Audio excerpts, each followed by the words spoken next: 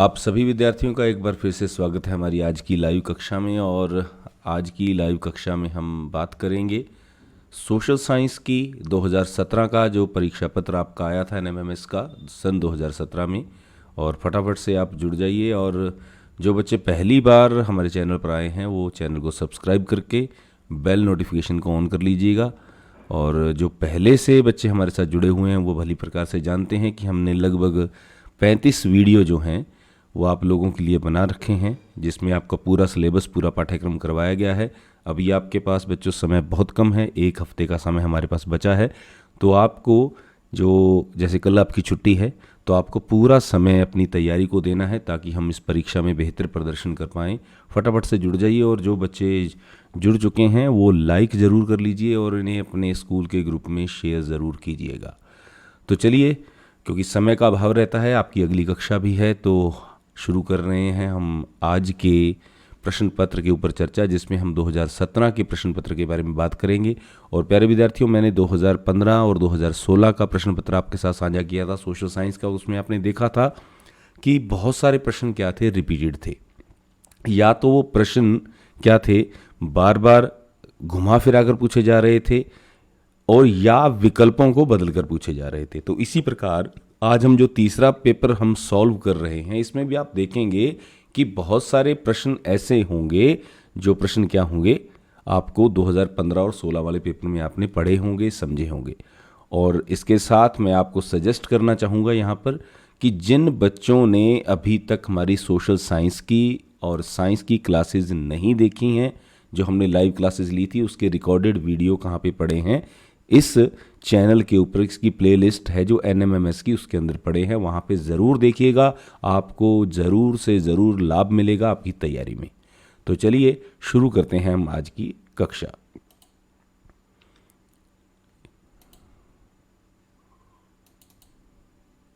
और आज की कक्षा में हम बात कर रहे हैं 2017 के पेपर की, और आपकी स्क्रीन के ऊपर आप देख पा रहे हैं वही पहला प्रश्न है जो हमने पहले किया था। किसके अंतर्गत हमने बात की थी? हमने बात की थी 2017 के पेपर की, और 2016 और 15 के अंदर भी ये प्रश्न पूछा गया था। तो एक बार मैं फिर से आपका ध्यान दिलवाना चाहूँगा, 2015 और 16 का जो पेपर हमने किया था उसके अंतर्गत किसकी चर्चा हमने की थी? उसके अंदर हमने बात की थी भारतीय संविधान के जनक किसे कहा जाता है। तो भारतीय संविधान का जनक कहा जाता है, या जो ड्राफ्टिंग कमेटी है उसके जो चेयरपर्सन थे वो कौन थे? तो ये आपने ध्यान में रखना है कि ये जो प्रश्न है ये आपको पिछले दोनों परीक्षाओं में भी पूछा गया था। तो भारतीय संविधान के जनक कहे जाते हैं डॉक्टर भीमराव अंबेडकर। अब यहाँ पे आपने ध्यान रखना है, अगर आ जाए कि भारतीय संविधान सभा के जनक, संविधान सभा के जो अध्यक्ष थे वो कौन थे? डॉक्टर राजेंद्र प्रसाद थे। दोनों प्रश्नों में अंतर है, ये आपने ध्यान में रखना है। तो चलिए अब हम बढ़ते हैं हमारे अगले प्रश्न की ओर। अगला प्रश्न हमारा क्या है? अगला प्रश्न हमारा एक सेकंड, इसमें कुछ दिक्कत आ रही है, देख पा रहा हूँ मैं कि हाँ जी।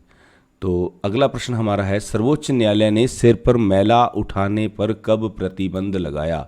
सर्वोच्च न्यायालय ने, देखिए मैला यानी कि जो कूड़ा करकट है उसको सिर के ऊपर ढोने से प्रतिबंध लगा दिया है सर्वोच्च न्यायालय ने। तो माननीय न्यायालय के आदेशानुसार इसके ऊपर क्या कर दिया गया है? इसके ऊपर प्रतिबंध लगा दिया गया है। तो आपने ये ध्यान रखना है कि ये जो कानून पास हुआ था ये 2005 में पास हुआ था, और मैं आपको बता देना चाहूँगा कि ये बहुत ही इम्पोर्टेंट प्रश्न है।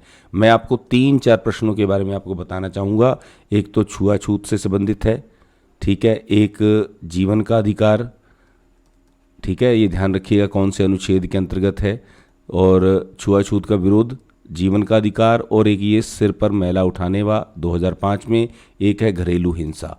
मैं आपको बार बार ये कह रहा हूँ कि आपकी परीक्षा में इन चारों में से 2 प्रश्न ज़रूर आएंगे, ये आप नोट कर लीजिएगा। और ये मैं आपके साथ चर्चा कर चुका हूँ हमारी पिछली वीडियो में, और आप उनको देखेंगे, क्योंकि मैं इसका उत्तर अगर आपको यहीं बता दूंगा तो आप बाकी प्रश्नों की ओर ध्यान नहीं देंगे। तो इसलिए मैं आपके ऊपर ये छोड़ रहा हूँ कि अगर आप इसकी तैयारी करना चाहते हैं तो पिछली वीडियोज़ को ज़रूर देखिएगा, वो आपके लिए लाभदायक रहेगा। उसके बाद कौन सी संस्था शहरों और गांवों में शौचालय की व्यवस्था का प्रतिबंध करती है? आपने देखा होगा कई बार बस स्टैंड के ऊपर, रेलवे स्टेशन के ऊपर, वहाँ पे लिखा होता है सुलभ। तो सुलभ क्या है? सुलभ एक संस्था है। सुलभ संस्था जो स्वच्छता अभियान के साथ जुड़ी हुई है, और उसका कार्य क्या है? शौचालय की व्यवस्था उपलब्ध करवाना। तो ये सरकार के द्वारा एक प्रामाणिक संस्था है जो किसकी व्यवस्था करती है? शहरों और गांवों में सुलभ शौचालय जिसको कहा जाता है उसकी व्यवस्था करती है। भारत के किस राज्य में आदिवासी समुदाय नहीं है? भारत के किस राज्य में आदिवासी समुदाय नहीं है? अब आदिवासी आपको पता है कि हरियाणा एक ऐसा राज्य है हमारा जहाँ पे हम रह रहे हैं, और वहाँ पे आदिवासी जाति नहीं है। तो उसने यही पूछा है, आदिवासी समुदाय नहीं है। तो किस में नहीं है? हरियाणा में नहीं है किसमें? अब मान लीजिए इस साल प्रश्न आ जाए कि भारत के किन किन राज्यों में आदिवासी समुदाय पाया जाता है, तो आपने ध्यान रख लेना है उड़ीसा, राजस्थान, झारखंड। ये 3 राज्य आपने जरूर ध्यान में रखने हैं अगर प्रश्न में आ जाए कि किस राज्य के अंदर आदिवासी समुदाय पाया जाता है। तो दोनों प्रश्नों को आपने समझते हुए चलना है। अब बढ़ते हैं, भारत में 500 रुपये का जो नोट होता है उस पर किस स्तर की सरकार जारी करती है? यानी कि जो करेंसी है हमारे देश की, तो देखो करेंसी जारी करना ये किसका मैटर है? ये सेंट्रल गवर्नमेंट का मैटर है। आपको शायद ध्यान होगा कि जब नोट बंदी हुई थी, यानी कि नोट बदले गए थे, 500 के और 1000 के नोट इनवैलिड किए थे, तो किसने किए थे? वो माननीय प्रधानमंत्री नरेंद्र मोदी जी ने किए थे। तो केंद्रीय सरकार इसके बारे में निर्णय लेती है। तो नोट जारी करने का काम किसका है? जो है वो सेंट्रल गवर्नमेंट का है, केंद्रीय सरकार का है। इससे जुड़े हुए मैं 2 प्रश्न आपसे और पूछना चाहूँगा कि जो हमारे नोट होते हैं, 1 रुपये के नोट को छोड़कर, 1 रुपये के नोट को छोड़कर बाकी जितने भी नोट होते हैं उनके ऊपर किसके सिग्नेचर होते हैं? आपके अगर मैं पूछूं ऑप्शन क्या हैं, अगर मैं कहूँ प्रधानमंत्री, ठीक है, वित्त मंत्री और सचिव, और चौथा ऑप्शन मैं आपको देना चाहूँगा गवर्नर। बताइए नोट के ऊपर इनमें से किसके साइन होते हैं? प्रधानमंत्री, वित्त मंत्री, सचिव और गवर्नर। फटाफट से बताइए जो आपके ऑप्शन है। देखते हैं कि आपको सामान्य जानकारी कितनी है। जो हमारे नोट हैं, जो हमारी करेंसी है, उसके ऊपर किसके सिग्नेचर होते हैं? फटाफट से बताने की कोशिश कीजिए कि किसके सिग्नेचर होते हैं। बिल्कुल सही जवाब है, एक बच्चे का सही उत्तर आया है कि इसके ऊपर किसके साइन होते हैं? गवर्नर के साइन होते हैं। ध्यान रखिएगा, ना तो वित्त मंत्री के साइन होते हैं, ना प्रधानमंत्री के। गवर्नर के साइन किसके रहते हैं? नोट्स के ऊपर रहते हैं। लेकिन यहाँ पे नोट करने वाली बात एक और भी है। नोट करने वाली, 1 रुपये का जो नोट है उसके ऊपर किसके साइन मिलेंगे? उसके ऊपर सचिव के साइन रहते हैं। ये प्रश्न बहुत इंपॉर्टेंट है, सामान्य जानकारी के दृष्टिकोण से ये पूछा जा सकता है। तो चलिए बढ़ते हैं। संविधान का कौन सा अनुच्छेद अस्पृश्यता और छुआछूत का उन्मूलन करता है?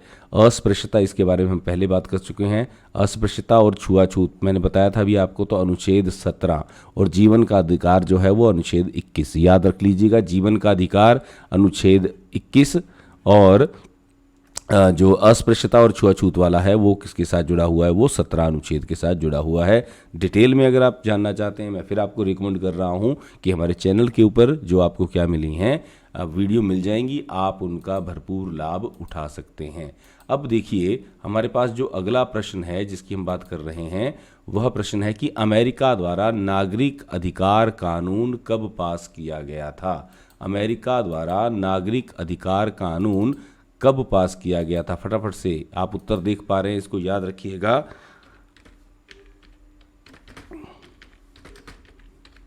फटाफट से उत्तर दीजिए, आपके सामने स्क्रीन पर उत्तर है।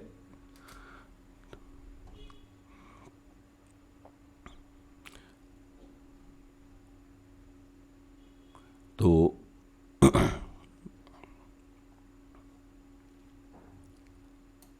फटाफट से उत्तर दीजिए, मैं 1 सेकंड इसको सेट कर लूं, क्या कहना चाहता है।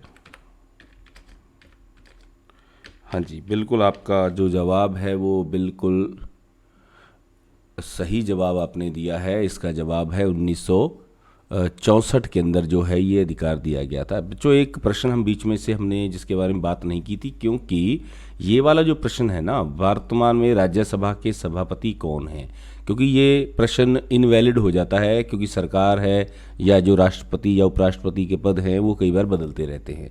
तो आपको सबसे पहले ये पता होना चाहिए कि वर्तमान में राज्यसभा के सभापति कौन हैं। जो राज्यसभा का सभापति होता है वो कौन होता है, वो उपराष्ट्रपति महोदय होते हैं। कौन होते हैं? उपराष्ट्रपति। ये आपने याद रखना है। और यानी कि प्रश्न वही है, वर्तमान में राज्यसभा के सभापति कौन है, या सभापति का अभिप्राय है कि हमारे उपराष्ट्रपति कौन हैं। तो जो वाइस प्रेसिडेंट हमारे बने हैं 2022 के अंदर, ये प्रश्न इंपॉर्टेंट है, जगदीप धनखड़ जी जो हैं, वो श्रीमान जगदीप धनखड़ जी हमारे क्या बने हैं, हमारे वाइस प्रेसिडेंट बने हैं किसके?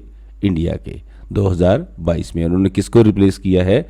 जो रिप्लेस किया है उन्होंने, वो रिप्लेस किया है किसको? एम वेंकटा नायडू को। पहले एम वेंकटा नायडू जी थे, अब कौन है? जगदीप धनखड़ जी हैं, वाइस प्रेसिडेंट ऑफ इंडिया। तो चलिए, ये भी आपने ध्यान रख लेना है, ये इंपॉर्टेंट क्वेश्चन बन रहा है, हो सकता है आपको परीक्षा में आ जाए। तो इसके बाद अगला प्रश्न हम बात कर रहे हैं 172वां, गिरफ्तार किए गए व्यक्ति को कितने समय के अंदर मजिस्ट्रेट के पास पेश करना जरूरी है। मान लीजिए पुलिस किसी को गिरफ्तार कर लेती है तो कितने समय में कोर्ट ले जाना जरूरी होता है उसको? 24 घंटे के अंदर अंदर, यानी कि बिना कोर्ट के अंदर पेश किए उसके बाद वो कोर्ट में से रिमांड ले सकती हैं, उनके बारे में कस्टडी में रख सकती हैं, लेकिन 24 घंटे के अंदर उसको किसके सामने पेश करना होगा? मजिस्ट्रेट के सामने पेश करना होगा। ये प्रश्न तो हर बार घूम कर आया। देखो, पहले वो पूछ रहा था कि भोपाल गैस त्रासदी कब हुई, तो 1984 में। कौन सी गैस? मिथाइल आइसोसाइनेट, आपसे बात हुई थी। अब यहाँ पे उसने पूछ लिया कि गैस त्रासदी कहाँ पर हुई, तो भोपाल इसका उत्तर रहने वाला है। ये आपने ध्यान रखना है। प्रश्न वही है लेकिन घुमाकर पूछा गया है। राष्ट्रपति लोकसभा में कितने सदस्य जो है वो नॉमिनेट कर सकता है, यानी कि कितने सदस्यों का क्या कर सकते हैं? मनोनीत किया जा सकता है। इसके बारे में हम पहले चर्चा कर चुके हैं हमारी पिछली क्लास में। ठीक है, तो आप बताइए फटाफट से, आपको याद हो।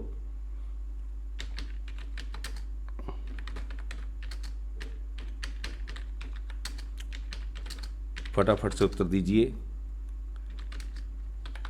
फटाफट से। मैं आपका विकल्प जान रहा हूं, यहां पे आपके सामने ऑप्शन दिए गए हैं आपको 2, 4, 10, 12।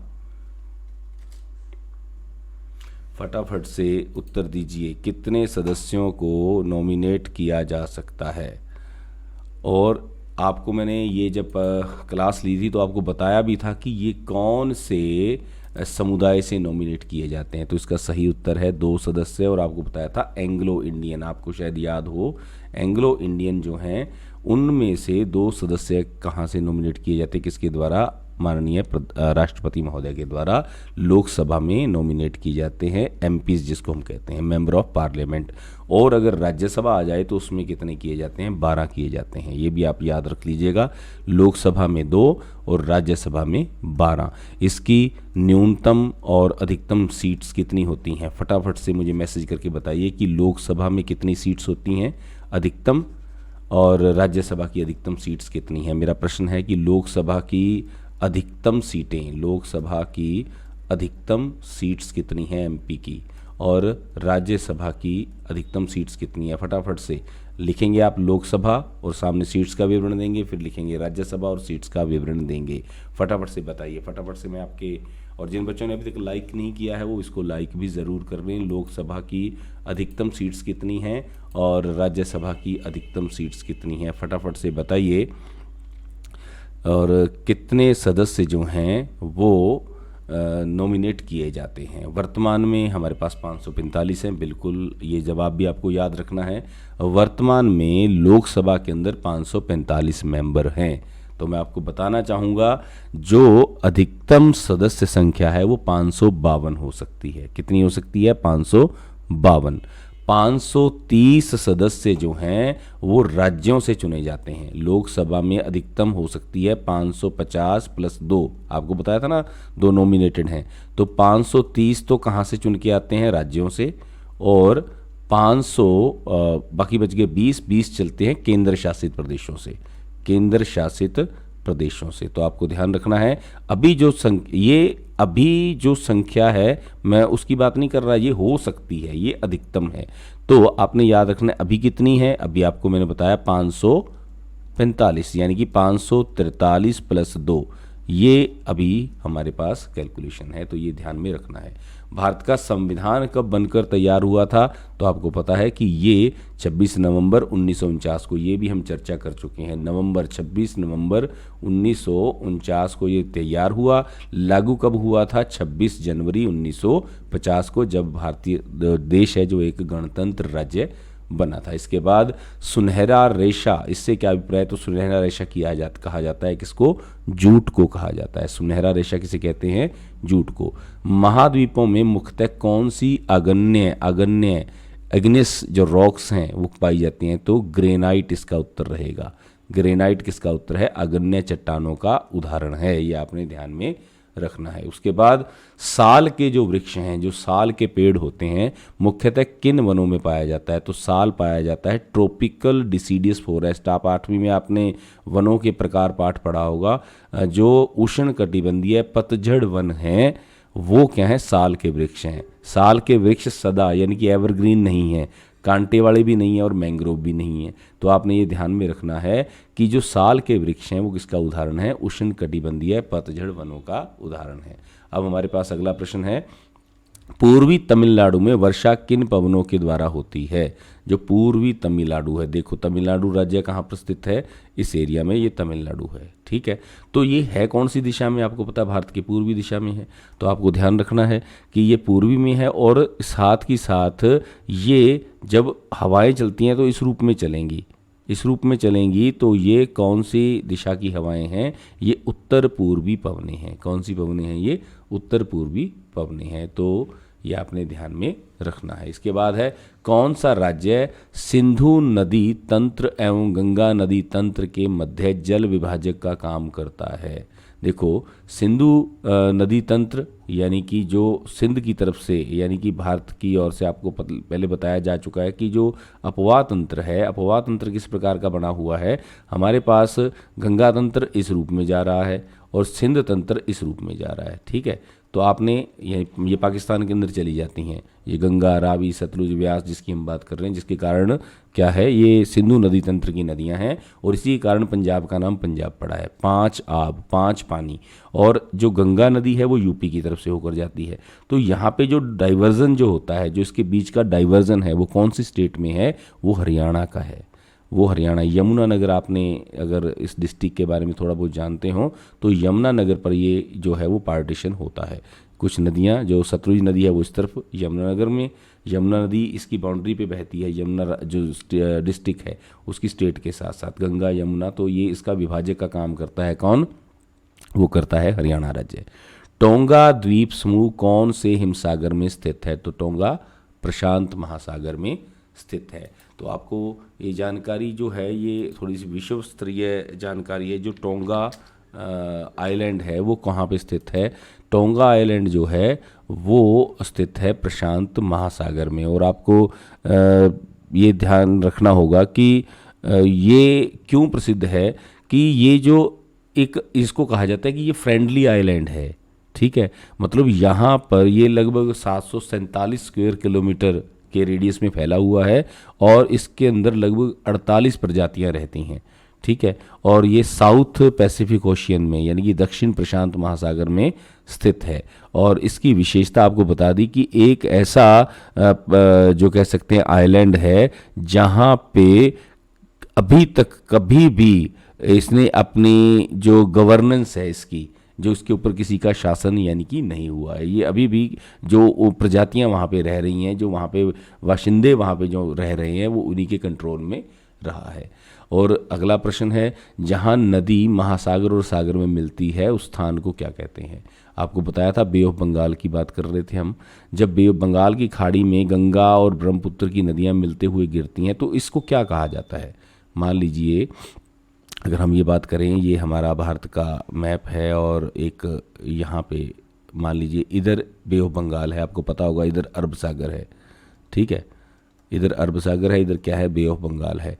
तो जो गंगा है, गंगा रिवर, और इधर से असम की तरफ से आते हुए ब्रह्मपुत्र नदी जब बंगाल की खाड़ी में गिर रही है तो गिरने से पहले इसको क्या कहा जाता है? तो इसको कहा जाता है माउथ ऑफ रिवर यानी कि मुहाना कहा जाता है। ये आपने ध्यान रखना है।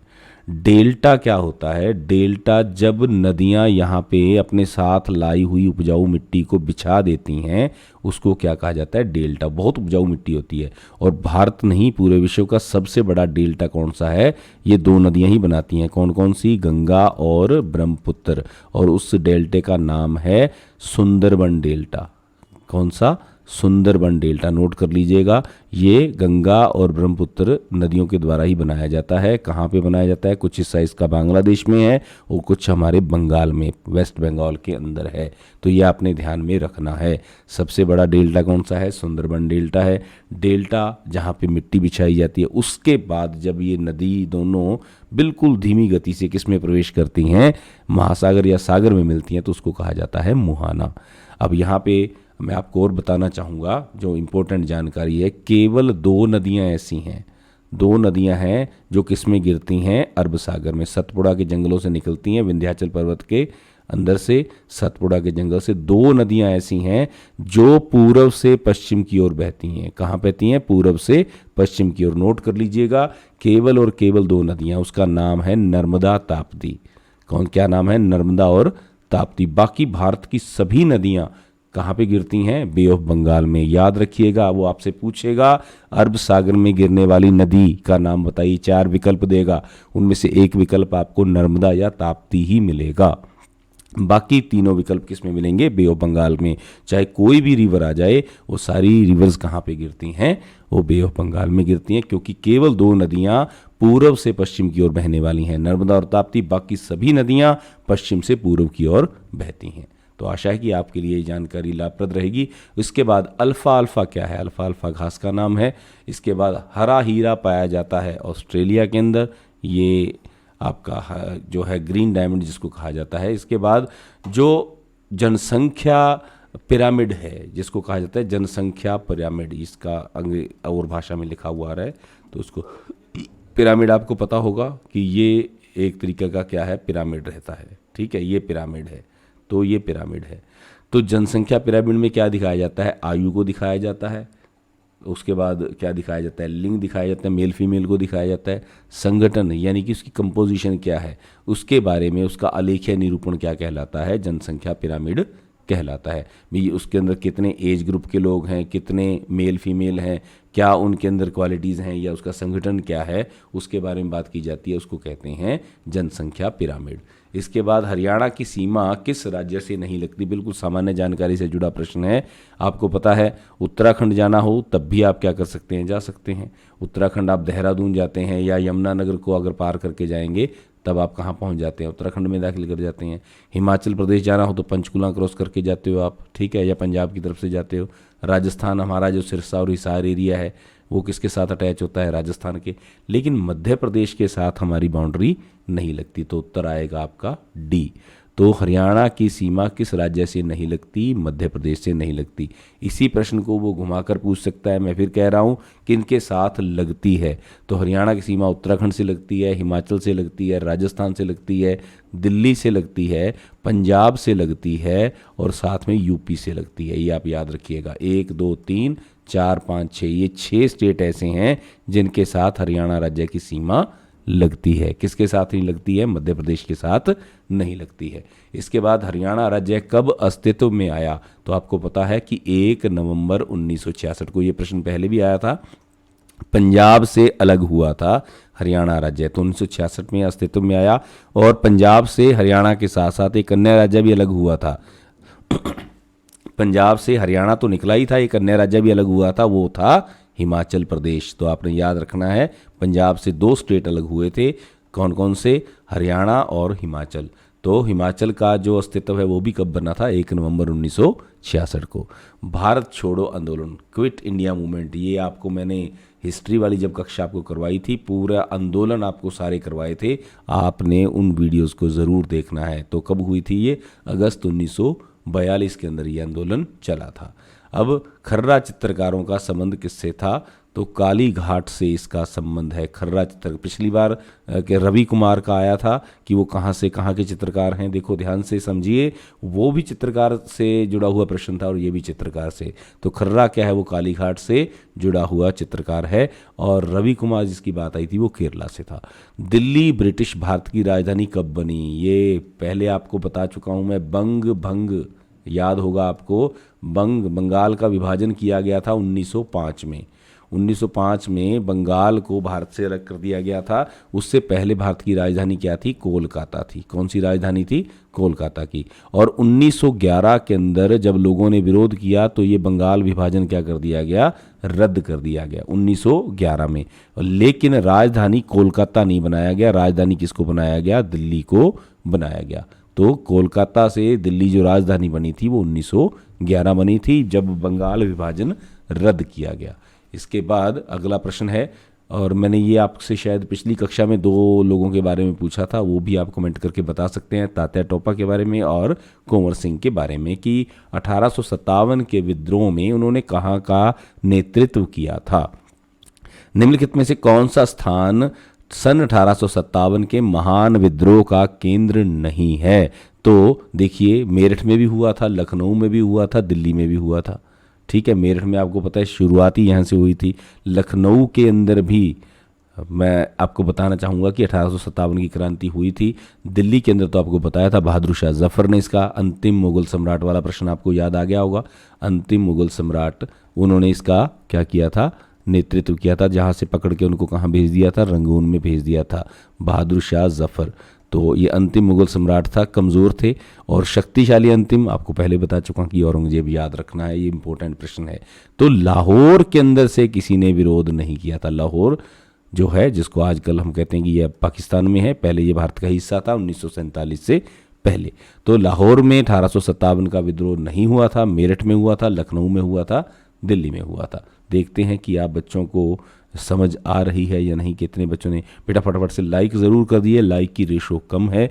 और मैं आपको फिर ये सजेस्ट करना चाहूँगा कि सोशल साइंस की जुड़े हुए जितने भी टॉपिक हैं उनकी वीडियोस, उनकी ऑनलाइन क्लासेस की जो वीडियो है वो हमारे चैनल पर NMMS प्लेलिस्ट के अंदर अवेलेबल है। वो आपको ग्रुप में भी शेयर कर दी जाएगी, आप उनको ज़रूर देखिएगा ताकि आप बेहतर तैयारी को, कॉन्सेप्ट को अच्छे तरीके से समझ सकें। क्योंकि ये प्रश्न हो सकता है आप फिर भी भूल जाएं, लेकिन अगर आपने एक बार वो जानकारी डिटेल के अंदर प्राप्त की हुई है तो आप उनसे जुड़े हुए प्रश्नों के उत्तर भी दे सकते हैं। चलिए बढ़ते हैं। अधिकांश आदिवासी किस प्रकार की खेती करते हैं। तो आदिवासी लोग झूमिंग खेती करते हैं। झूमिंग खेती का अर्थ है कि जब एक जगह का जंगल साफ किया, वहाँ पे खेती की, ये मैं आपको बता चुका हूँ पहले भी। वहाँ पे जब उसकी उपजाऊ शक्ति कम हो गई तो वो आगे शिफ्ट कर जाते हैं, वहाँ के जंगल को साफ़ करते हैं और वहाँ पे फिर खेती करनी शुरू कर देते हैं। इतने में ये पुराना जो ज़मीन खाली है वहाँ पे जंगल उगाते हैं। तो कहने का अभिप्राय ये है, ये करते हैं झूमिंग, या जिसको घुमंतरू खेती भी कहते हैं, घुमंतरू खेती भी कहा जाता है। तो आपने ये ध्यान में रखना है, आदिवासी लोग कैसी खेती करते हैं, झूमिंग खेती करते हैं। और गुलामगिरी, ये भी ज्योतिराव फुले के द्वारा लिखी गई पुस्तक है गुलामगिरी, तो ये आपने ध्यान में रखना है। और इसके बाद हमारा प्रश्न है प्राच्यवाद। ठीक है, प्राच्यवाद के कटु आलोचक जेम्स मिल, ये आपके स्टैंडर्ड का प्रश्न नहीं है, ये आपके मेंटल लेवल से बड़ा प्रश्न है, तो इसके बारे में हम चर्चा नहीं करेंगे। जेम्स मिल ने ये किताब लिखी है। अब है ब्रिटिश सरकार ने छपे हुए सूती कपड़े के प्रयोग पर पाबंदी संबंधी नियम कब लगाया। ध्यान से पढ़िए, छपे हुए सूती यानी जिसको आप कहते हैं प्रिंटेड कॉटन, यानी कि प्रिंटेड कपड़ा, प्रिंटेड कॉटन टेक्सटाइल। ठीक है, इसके ऊपर क्या लगा दिया था, प्रतिबंध पारित किया था, यानी कि बैन लगा दिया था इंग्लैंड में। तो वो कब लगाया गया था, वो 1720 के अंदर लगाया गया था। आपने ये बात ध्यान रखनी है कि जो प्रिंटेड कॉटन टेक्सटाइल है उसके ऊपर इंग्लैंड में बैन लगाया, कब, 1720 में। और इंडस्ट्रियलाइजेशन के कारण, यानी कि बढ़ते औद्योगिकरण के कारण 18वीं सदी के ब्रिटेन में किस फसल की मांग बढ़ी। आपको पता होगा कि यहाँ पे वो लोग इंडिगो की खेती करवाते थे। इंडिगो कहा जाता है नील को, जो आप कपड़े रंगने के लिए नील का प्रयोग करते हैं ना, क्योंकि कॉटन इंडस्ट्री में कपड़े की चमक बढ़ाने के लिए किसकी ज़रूरत पड़ती है, ज़्यादा से ज़्यादा नील की ज़रूरत पड़ती है। तो यहाँ पे उन्होंने नील की खेती प्रेशर करके, यानी कि दबाव में लोगों से नील की खेती करवाने लगे थे, जिसके विरोध में गांधी जी ने सत्याग्रह शुरू किया था। किसानों के विरोध में, किसानों के समर्थन में और ब्रिटिश सरकार के विरोध में। इसका नुकसान क्या होता था कि जिस खेत में नील की खेती होगी कुछ समय के बाद वो ज़मीन क्या हो जाएगी, बंजर हो जाएगी। तो यहाँ वाली ज़मीन की परवाह किए बिना वो किसकी खेती करवाते थे, यहाँ के किसानों से वो नील की, इंडिगो की खेती करवाते थे। तो ये आपने ध्यान रखना है, इंडिगो नील को कहा जाता है जिससे कपड़े की चमक के अंदर उसका प्रयोग किया जाता है। ये हम बात कर चुके हैं। मैसूर का शेर किसे कहा जाता था, टीपू सुल्तान को, हैदर अली का बेटा था, मैसूर का राजा था, हैदर अली का बेटा। तो ये पेपर में किसी रूप से पूछा जा सकता है के बेटे को, हैदर अली का बेटा टीपू सुल्तान। अब हमारे पास अगला प्रश्न है, भारत के राष्ट्रीय अभिलेखागार में क्या रखा जाता है। देखो, जो अभिलेखागार कहते हैं जिसके अंदर रिकॉर्ड कीपिंग एजेंसी जिसको कहते हैं, जिसको आर्चीव्स कहते हैं, ठीक है। आर्चीव्स क्या होता है, नेशनल आर्चीव्स है, यानी कि जिसके अंदर वो सारा रिकॉर्ड रखा जाएगा जो हमारे इतिहास से जुड़ा हुआ है। तो ऐतिहासिक रिकॉर्ड, अब ऐतिहासिक रिकॉर्ड में क्या आ जाएगा, सारी चीज़ें आ जाएंगी। मुगल बादशाहों की पोशाक भी आ गई, औजार भी आ गए, ये हड्डियाँ और मृत पट्टिकाएँ भी आ गई। तो तीनों चीज़ों को मिलाकर ही तो ऐतिहासिक रिकॉर्ड बनेगा। तो ये टर्म बड़ी है, तो आपको इस प्रकार से भी ढूंढना आना चाहिए कि इस प्रकार का अगर प्रश्न आ जाता है तो आपने पहले तीनों विकल्प पढ़ के देखने कि ये तीनों चीज़ें किसके अंदर पाई जाती हैं, इतिहास के अंदर। तो ऐतिहासिक रिकॉर्ड को ही संभाल के रखा जाता है। तो ये हमने आज जो है आपके साथ 35 प्रश्न किसकी चर्चा की है, सोशल साइंस की चर्चा की है। टोटल हम आपके साथ पिछले प्रश्नों में से 105 प्रश्न और 3 पेपर्स कौन कौन से, 15, 16 और 17, 2015, 2016, 2017 चर्चा कर चुके हैं। अब हमारे पास बचा है 2018, 2019, 2020 और 2021। तो ये 4 पेपरों की चर्चा हम आपके साथ और करेंगे और कल हम मिलेंगे पेपर 2018 के साथ। कल भी आपकी कक्षा जो है उपलब्ध रहने वाली है। तो मिलते हैं कल अगली कक्षा में। इसके साथ ही आपने जो पहली बार हमारे चैनल पे आए हैं वो इसको सब्सक्राइब करना, लाइक करना ना भूलें और इन्हें अपने फ्रेंड्स के साथ भी शेयर कीजिएगा। और आशा है कि आपके लिए हमारी कक्षाएं लाभान्वित होंगी। जो पहली बार आए हैं वो बच्चे मैसेज करके भी बता सकते हैं। और मैंने आपके साथ एक गूगल फॉर्म भी शेयर किया है। आज आप लोगों के साथ सुबह मैंने लगभग 9, साढ़े 9 बजे गूगल फॉर्म का लिंक शेयर किया था, जिसमें आपको कहा गया था कि आप अपना रोल नंबर डाउनलोड करने के बाद उसके अंदर अपनी इन्फॉर्मेशन, करेक्ट इन्फॉर्मेशन भर के भेजेंगे और उसके अंदर एक बच्चा एक बार ही अपना फॉर्म भेजेगा ताकि हमारे पास सटीक जानकारी इकट्ठी हो सके। तो हम आपके लिए एक बड़ी ज़बरदस्त क्लास जो है वो 16 तारीख को आपके लिए ऑर्गेनाइज करेंगे, जिसकी पूरी रूपरेखा हमने तैयार कर ली है। कम से कम आपके लिए 200, 250 प्रश्न होंगे साइंस के और एसएस के, और इस दावे के साथ होंगे कि उनमें से आपको 50 से 60 प्रश्न मिलने वाले हैं। लेकिन ये क्लास उन्हीं बच्चों के साथ साझी की जाएगी जो इस इन्फॉर्मेशन को हमसे साझा करेंगे, क्योंकि हम ये कंटेंट उन बच्चों को देना चाहते हैं जो गंभीर हैं, जो सीरियसली हमसे जुड़े हुए हैं, हमसे पढ़ रहे हैं। हम ऐसे ही उसको शेयर नहीं करेंगे, वो पीडीएफ आपके पास उपलब्ध करवाई जाएगी। तो आज के लिए इतना ही, मिलते हैं कल अगली कक्षा में। बहुत बहुत धन्यवाद।